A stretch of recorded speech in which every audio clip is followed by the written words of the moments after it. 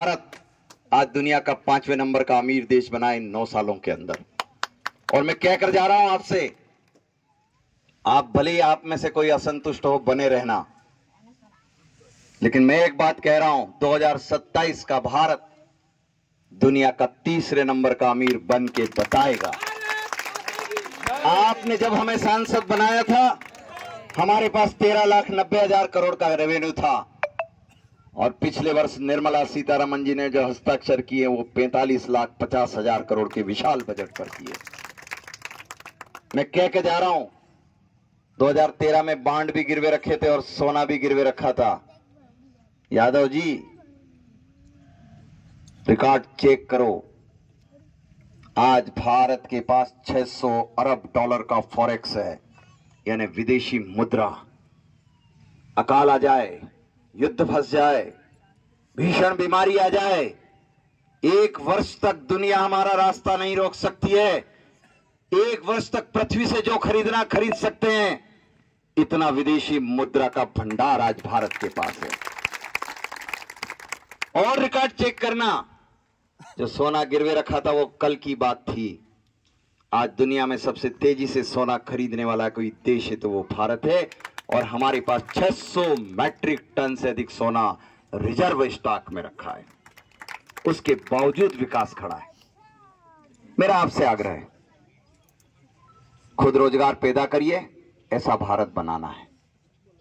अब नौकरी करने वाला भारत नहीं, नौकरी देने वाला भारत बनेगा। अब भूल जाओ वो पहले बेटियां विवाह करने के लिए प्रस्ताव देती थी अपने मम्मी पापा को कि पापा 1 तारीख जिसकी तनख्वाह आए वो लड़का ढूंढ दो। अभी वो गए जमाने की बातें आप पूरे भारत के शहरों में ढूंढ लो। अब बेटियां उनसे विवाह करना चाहती जो नवाचारी हैं, जो वैश्विक बाजारों से टकरा रहे हैं, अपने उत्पाद को खुद कर रहे हैं और खुद पैसा कमाकर खुद एक स्वतंत्र तरीके से अधिकार संपन्न सत्ता पर बैठे हैं।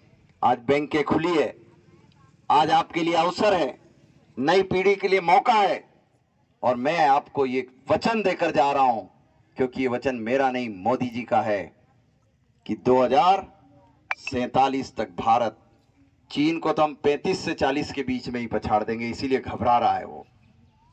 जापान और जर्मनी को 27 में पीछे कर देंगे, और 2047 को ये भारत अगर प्रतिज्ञाबद्ध और प्रणबद्ध भारत रहा तो अमेरिका को पीछे छोड़कर दुनिया का सबसे महान राष्ट्र बनेगा। जहां हम गीत गाते हैं, जहां डाल डाल पर सोने की चिड़िया करती है बसेरा, वो भारत देश है मेरा। दोस्तों, हमारे 2 वादे थे, एक राष्ट्रवाद और एक गरीब कल्याण। धारा 370 हटाकर, राम मंदिर बनाकर, भारत में सनातन सत्ता को पुनः प्रतिस्थापित करके हमने राष्ट्रवाद के नारे को मजबूत कर दिया है। और गरीब कल्याण, हमारे 2 नेता शहीद हुए हैं। राष्ट्रवाद पर डॉक्टर श्यामा प्रसाद मुखर्जी का खून हुआ, और गरीब कल्याण की एक पुस्तक एकात्म मानव दर्शन लिखने पर मुगल सराय रेलवे स्टेशन पर पंडित जी मारे गए। हमारे जीवन में हमने आज तस्वीरों पर दोनों को पुष्प चढ़ाए हैं। से तो हमने कहा यार डॉक्टर ढूंढते हैं, तो हमने विधायकों से कहा चलना पड़ेगा यार, ये बहुत परेशानी है, डॉक्टर नहीं है। अब ये कहां मिलेंगे? तो इंदौर बैठे होंगे डॉक्टर। तो हमने कहा इंदौर ढूंढते हैं। तो इंदौर वाले बोलते हैं साहब कि यहाँ तो अभी 150 पौने 200 कम है। अच्छा, इसका मतलब ये डॉक्टर भोपाल में बैठे होंगे, तो वहां से लाते हैं। पता पड़ता है कि भोपाल में भी डॉक्टरों की कमी है।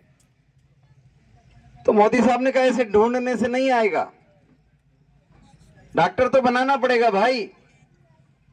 और जब डॉक्टर बनाने का क्रम आया तो आपके संसदीय क्षेत्र में, मंदसौर में, नीमच में, रतलाम में मेडिकल कॉलेज बन गए। और मंदसौर का मेडिकल कॉलेज हमारे जनपद जी देख रहे थे, तो मैंने कहा यार इतना ऊंचा गर्दन करके क्या देख रहे हो? बोले भाई साहब गिन रहा हूं यार कि 1 साल में यहां तक पहुंच गया भवन। क्या